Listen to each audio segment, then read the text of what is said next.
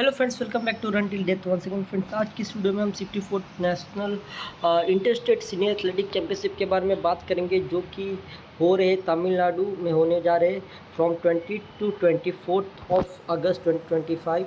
और ये होंगे जवाहरलाल नेहरू स्टेडियम चेन्नई में होने जा रहे, तो बात इसका आपका ध्यान रखना है। और फ्रेंड्स, ये competition rules and technical rules 2024 के मैनुअल से लिए जाएंगे और इंडियन एथलेटिक्स मैनुअल। तो फ्रेंड्स, ये चैम्पियनशिप में एलिजिबिलिटी और चैम्पियनशिप क्राइटेरिया जाने तो मैन एंड वुमेन का कंपटीशन है। एक एथलीट 2 इंडिविजुअल इवेंट में पार्टिसिपेट कर सकता है, ऑन वन रिले इवेंट।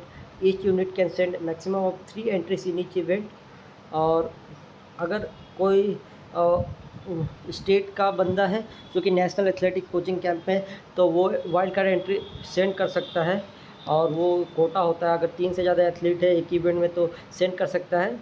और नेशनल कोचिंग में तो वाइल्ड कार्ड एंट्री के जरिए। एंड फ्रेंड्स, हम दूसरी बात करें तो एथलीट्स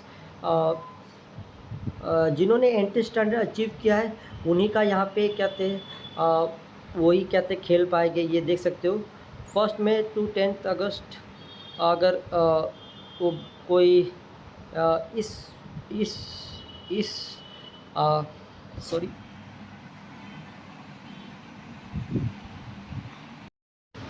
यहाँ पे देख सकते हो क्लियरली लिखा है कि कोई भी एथलीट है उसका क्वालिफिकेशन अचीव होना चाहिए एंट्री स्टैंडर्ड के मुकाबले 1 मई 2025 टू 10 अगस्त 2025 इसके बीच होना चाहिए, तो ये एथलीट पार्टिसिपेट कर सकता है। एंट्री स्टैंडर्ड अगर वो अचीव करता है तो ही अलाउड किया जाएगा। और देख सकते हो एंट्री स्टैंडर्ड अचीव करने के लिए देख सकते हो यहाँ पे, अगर कोई स्टेट अगर मीट ऑर्गेनाइज करता है तो उसमें पार्टिसिपेट होना चाहिए। और ऑनलाइन एंट्री सिस्टम या फिर TSR यूज़ होना चाहिए। 1 meet organize by AFI।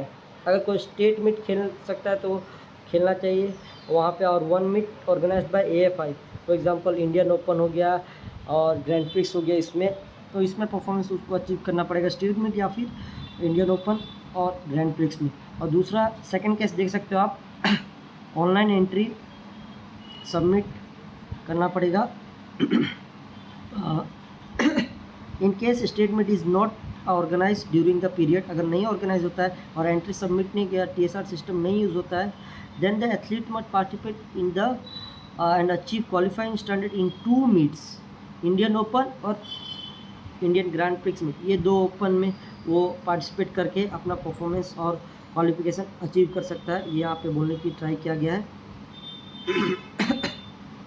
Sorry friend, athlete will be found eligible by above criteria in the interested will also.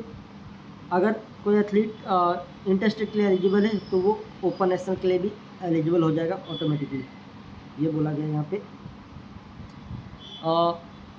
Proof देना पड़ेगा यूटी स्टेट को कि उन्होंने क्वालिफिकेशन अचीव किया है। कुछ डॉक्यूमेंट देना पड़ेगा या फिर सर्टिफिकेट देना पड़ेगा। अगर नहीं देते हैं तो athlete will not be able to participate. Online entry submit किए जाते हैं AFI के वेबसाइट पे 21 जुलाई टू 11 अगस्त। अगर उसके अलावा एंट्री भेजोगे तो वो अमान्य है, विल नॉट बी एक्सेप्टेड। और एंट्री फीस की अगर यहाँ पे बात करें तो 1000 रुपीज़ पर एथलीट पर इवेंट, मतलब 2 इवेंट लेता है तो 2000। और एक रिले का भी एक्स्ट्रा चार्जेस है। Last date of receipt of 11 अगस्त है, ये आपको ध्यान रखना चाहिए। It is also compulsory to select the athletes. अगर आपके कंपलसरी स्टेट है वो मीट कराए अपने स्टेट और यूटी में, to select the athletes for the national inter state athletic championship.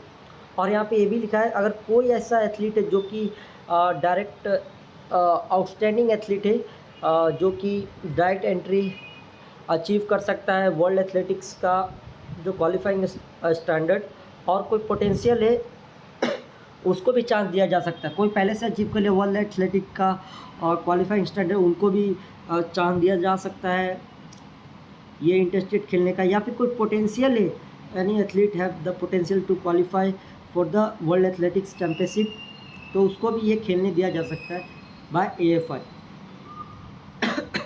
Exceptional entries, अगर इंडिया चाहे तो श्रीलंका, बांग्लादेश, इनको भी इनवाइट कर सकता है इन स्पेशल केस।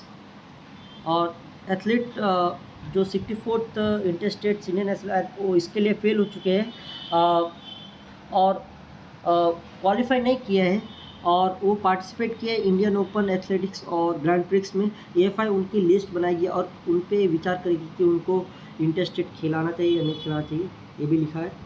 और मेडल और सर्टिफिकेट की यहाँ पे एक बात करें तो हम मेडल आपको मेडल सेरेमनी में मिल जाएगा। पार्टिसिपेशन सर्टिफिकेट आपको ऑनलाइन इशू किया जाएगा। बट अगर आप मेडल लाते हो तो आपको नाडा आपका सैंपल ले सकती है, ये आप ध्यान रखिए। इसीलिए डोप ना करें, डोप टेस्ट आपका ज़रूर होगा अगर आप मेडल मारते हो तो।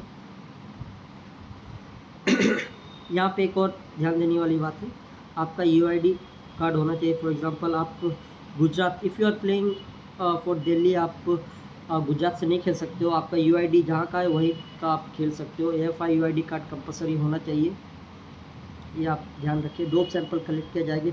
नो नीडल पॉलिसी, अगर आपके पास नीडल पाया जाता है तो आप ऑटोमेटिकली आपके अगेंस्ट एएफआई एक्शन लेगी। नो नीडल पॉलिसी को फॉलो करती है एएफआई। एंट्री स्टैंडर्ड दिए गए हैं सर्कुलर के साथ और उसका प्रूफ आपको ज्वाइन करके एंट्री करनी है। बोर्डिंग लॉजिंग यहाँ पे लिखा गया will not be provided by AFI, तो आपको खुद का करना पड़ेगा। मेडल सेरेमनी में 2 फ्लैग आपको लेके जाने हैं, एक अपने पास रखना है और एक ऑर्गेनाइज़र के पास, ये ध्यान रखना है। AFI is not responsible for any damage loss, तो आपका कोई भी डैमेज होता है, लॉस होता है, लाइफ थ्रेटनिंग एनीथिंग, वो एएफआई उसके लिए कुछ जिम्मेदार नहीं है। यहाँ पे रिस्क, अपने रिस्क पे खेल रहे हो ऐसा एएफआई बोलती है। Life damage injury connection to participant of the game. So thank you for watching this video guys.